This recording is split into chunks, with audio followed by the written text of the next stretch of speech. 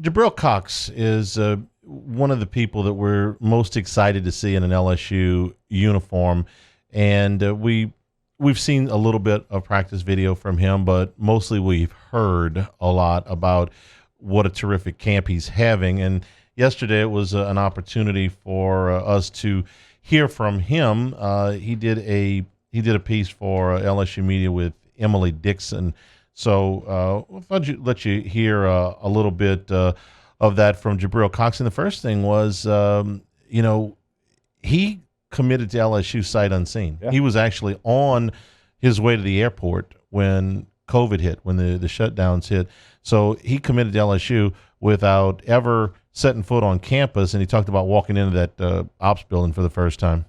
Yeah, it was amazing. It was just a sight that you could tell that everybody buys in, and this program is something that everybody enjoys and puts a lot of just hard work and money into to make it the best for the athletes.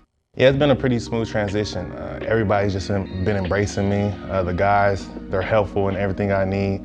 The team, it's really one team, and we're all chasing towards a common goal. We're okay with the music. We're not going to get flagged. We're okay.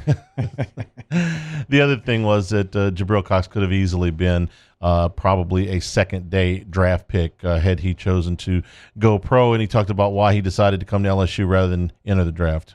I sat down with my parents, and we both thought about it. If I would have entered the draft, I wouldn't have been able to graduate. I graduated this past spring, so just getting my education was important first, and then just seeing all the weaknesses that I had and what I can build on. That's what made me into the portal and then come here to LSU. How many times do you hear athletes say that? I promised my mom I'd graduate. Yeah. It's a big deal. I promised my mama that I would graduate. When you go, a lot of it's a really, really big deal. I always like hearing that. It's always kind of tells me that a young man is grounded. He's thinking about the things that he's supposed to think about. So was happy to hear him say that. This is a guy that you weren't expecting to be anywhere close to the LSU program, no.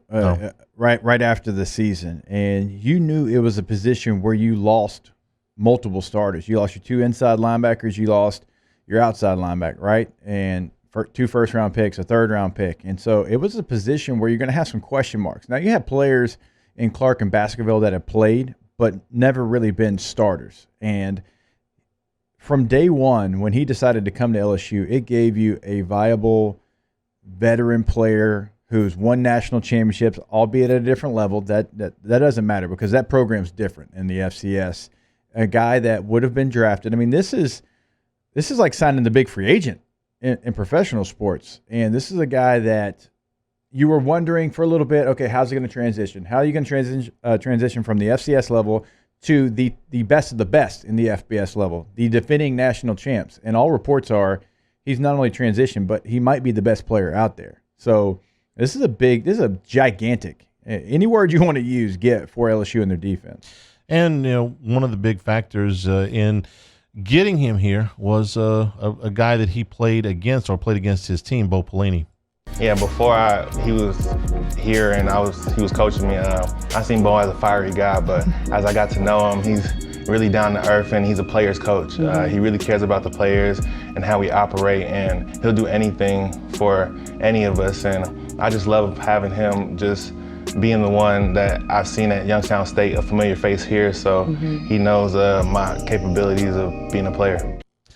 Any coach that you looked across the field at, if you hadn't played where you played, college or pro, and said, hey, man, I'd like to have played for that guy? That's a great question.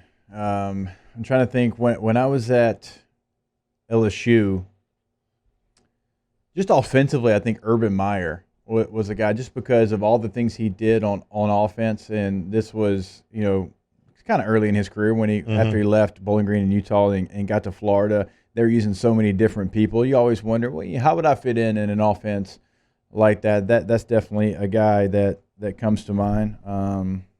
Sean Payton in the NFL is like, and I had a chance to go to a mini camp, but it's always like, man, Sean Payton used a lot of guys in a lot of different spots, and he utilizes guys that a lot of people said couldn't do it at this level, and he makes them stars, right? Yeah. So Sean Payton, Urban Meyer, some of those offensive minds, you kind of wonder. Even the old ball coach Well, Steve Spurrier played against them when he was at South Carolina. What he did at South Carolina, having back-to-back 11-win seasons, that's the first time that program had ever done anything like that. And so, he turned that program around. I know it didn't finish strong, but the old ball coach would have been fun to play for. We also got a chance to hear a little bit from Jamar Chase, who talked about his relationship with Myles Brennan and elevating this year's receiver room. Me and Myles actually been hitting it a lot lately. I feel like me and Myles are on the same page. We have great communication right now, and I feel confident about each other. It starts at practice, of course, with the wide receivers. I'm not dropping passes, running great routes. It's the small things for receivers. Eye contact, hand-eye coordination. Stuff like that is going to make us better. So as long as I can push my guys and my guys push me, we'll be good. You go through a major change at quarterback, and you got to get used to a whole new group of guys. They've had extra time now. Yeah. This extra camp, I can imagine would only benefit a guy like Jamar Chase. But then he's such a dominant player that he can make up for a lot of things.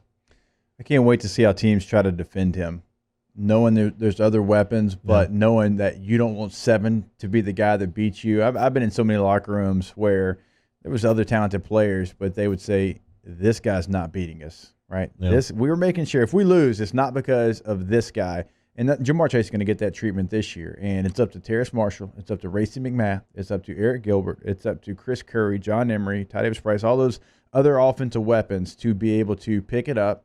And whenever he is double covered, whenever they make sure that he's taken away the best they can, all the teams tried last year, that they can't do it for long. Because last year, that's what you saw, right? You look at the Oklahoma game, and Jamar Chase was the Blitnikoff Award winner, right? And everybody was going to try to stop him, and Justin Jefferson gets 4 touchdowns. That's what you have to do. You have to be a guy that when the guy's taken away, you become the guy. I'm trying to see if I could find where this question was on Twitter yesterday, because Hunt had actually responded to it. It was trying to take a guess at LSU's touchdown leaders, and it was something along the lines of who the second best touchdown maker would be. Like if Jamar Chase is going to lead this team in touchdowns, who's gonna be second? And Terrace Marshall's an excellent guess. Racey McMath, Eric Gilbert could be the guy. Could be one of the running backs. I don't know, but I thought about that. Yes, when you said that. I can make a pretty good case for that big tight end after the first 2, but we'll see how that works out.